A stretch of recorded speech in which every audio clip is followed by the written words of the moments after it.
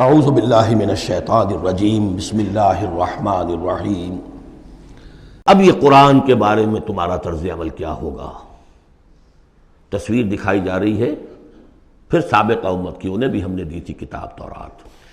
مثل الذین حملوا التوراۃ ثم لم يحملوها كمثل الحمار يحمل اسفارا۔ مثال ان لوگوں کی جو حامل تورات بنائے گئے پھر وہ اس کے حامل ثابت نہ ہوئے۔ اور حمل میں خاص ایک بات ہے، حمال کسے کہتے ہیں؟ بوجھ اٹھا کر ایک جگہ سے دوسری جگہ لے کر جانا، حمال اسے کہتے ہیں۔ اسر اور حمل میں میں نے فرق بتایا تھا آپ کو سورہ بقرہ جب پڑھ رہے تھے آخری، کہ اسر وہ بوجھ ہے جس کے نیچے انسان دب کر رہ جائے، چل نہ سکے، اسر ہے۔ اور حمل وہ ہے جس کو لے کر چل سکے۔ اب عورت کا بھی حمل ہوتا ہے، وہ لے کر چلتی ہے۔ بہرحال جب ایڈوانس پریگننسی ہوتی ہے دکھ تو ہے، تکلیف ہے، واہنن علی واہنن تو ہے، چل سکتی ہے۔ اسی طرح حمال ہے، وہ لے کے جا رہا ہے۔ تو حمل التوراۃ، یہ اللہ تعالیٰ جس کو کتاب دیتا ہے، حامل بناتا ہے، اس کے ذمے سے پہنچاؤ۔ لَتُبَيِّنُنَّهُ، تمہارا فرض ہے اسے واضح کرو، اسے عام کرو۔ یا اہل القرآن، حضور نے فرمایا ہے قرآن والوں، لا تتوسدوا القرآن، قرآن کو تکیہ نہ بنا لینا۔ ایک ذہنی سہارا ہمارے پاس اللہ کی کتاب ہے، 40 من سونا ہم نے لگا دیا ہے اس قرآن کو تاروں سے لکھنے پر۔ معلوم ہے آپ کو، رکھا ہوا ہے ہمارے ہاں، ایوبی دور کی یادگار۔ بہرحال قرآن مجید کے حامل بنائے گئے تھے اس لیے کہ اوروں تک پہنچاؤ۔ ثم لم يحملوها، انہوں نے نہیں اٹھایا۔ کمثل الحمار، ان گدھوں کے مانند ہے۔ يحمل اسفارا، جو کتابوں کا بوجھ اٹھائے پھر رہا۔ مکالمات فلاطن بھی لکھ دیجئے آپ، باندھ کر گشڑی رکھ دے، انسائکلوپیڈیا برٹانیکا پورا رکھ دے، گدھے کو کیا فائدہ اس سے؟ مثل القوم الذین کذبوا بآیات اللہ، مثال اس قوم کی جس نے اللہ کی آیات کو جھٹلایا، بے صاحب بہت بری ہے۔ اب یہ جھٹلانا میں پہلے واضح کر چکا ہوں سورہ واقعہ پڑھتے ہوئے، یہ جھٹلانا ہے، یہ ہمارا قرآن کو جھٹلا رہے ہیں ہم اپنے عمل سے۔ ایک شخص آپ سے پوچھے گا آپ قرآن کو اللہ کا کتاب مان لیا؟ میں مانتا ہوں۔ آپ نے کبھی پڑھا اس کو؟ آپ 7 سمندر کا سفر پار کر کے یہاں MBA کرنے تشریف لے آئے ہیں امریکہ میں، MBA معلوم ہوتا ہے کہ کوئی پتہ نہیں، کوئی جنت کی کوئی سیٹ ہے، کیا ہے۔ قرآن آپ نے نہیں پڑھا تو کیسا ایمان ہے آپ کا قرآن پر؟ کیا جواب دیں گے؟ تکذیب کر رہے ہیں اپنے عمل سے۔ بئس مثل القوم الذین کذبوا بآیات اللہ واللہ لا یہدی القوم الظالمین، اللہ ایسے ظالموں کو زبردستی تو ہدایت نہیں دیتا۔ اللہ کی ہدایت ایسی گھٹیا شے تو نہیں ہے، اتنی حقیر شے تو نہیں ہے۔ اب دیکھیے 4 آیتیں، یہ یہاں پر بھی 4 4 جمع 3 کی تقسیم ہے۔ 4 آیتیں پوری ہو گئی تھی، حضور کی بعثت 2 میں ہے، امیین نیوکلیس ہے، آخرین سب الیکٹرانز ہیں اس کے چاروں طرف۔ یہ ملٹی نیشنل امت ہے، ملٹی نیشنل فرمز تو آپ کو معلوم ہے، ملٹی نیشنل۔ جبکہ سابق جو امت تھی بنی اسرائیل، وہ یونی ریشیل، ایک نسل کی۔ یونی ریشیل، یونی نیشنل، یہ multi racial, multi national. Hindi بھی، فارسی بھی، ایرانی بھی، ترک بھی، چینی بھی۔ اب تو دنیا کا میں نہیں سمجھتا کہ کوئی قوم رہ گئی ہو، کوئی نسل رہ گئی ہو جس میں کچھ نہ کچھ مسلمان موجود نہ ہوں۔ اور دوسری بات یہ کہ حضور کا بنیادی کیا ہے؟ اعلیٰ دعوت، اعلیٰ تربیت، جس سے کہ مردان کار تیار کیے جو جہاد اور قتال کریں گے، وہ ہے قرآن۔ اب آگے 4 آیتوں میں وہ جو طرز عمل ہمارا ہو گیا اس کی تصویر دکھائی جا رہی ہے بنی اسرائیل کے طرز عمل میں۔ مثل الذین حملوا التوراۃ ثم لم يحملوها كمثل الحمار يحمل اسفارا بئس مثل القوم الذین کذبوا بآیات اللہ واللہ لا یہدی القوم الظالمین۔ اس کے بعد نتیجہ کیا نکلتا ہے؟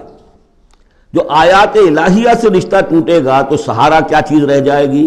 ہم تو اللہ کے چہیتے ہیں، لاڈلے ہیں، ہمیں تو جہنم میں کوئی جھونک ہی نہیں سکتا۔ جھونکے گا بھی تو دوسروں کی آنکھ میں دھول جھونکنے کے لیے چند دن کے لیے، ہمیں بھی ڈال کے فوراً نکال لیں گے۔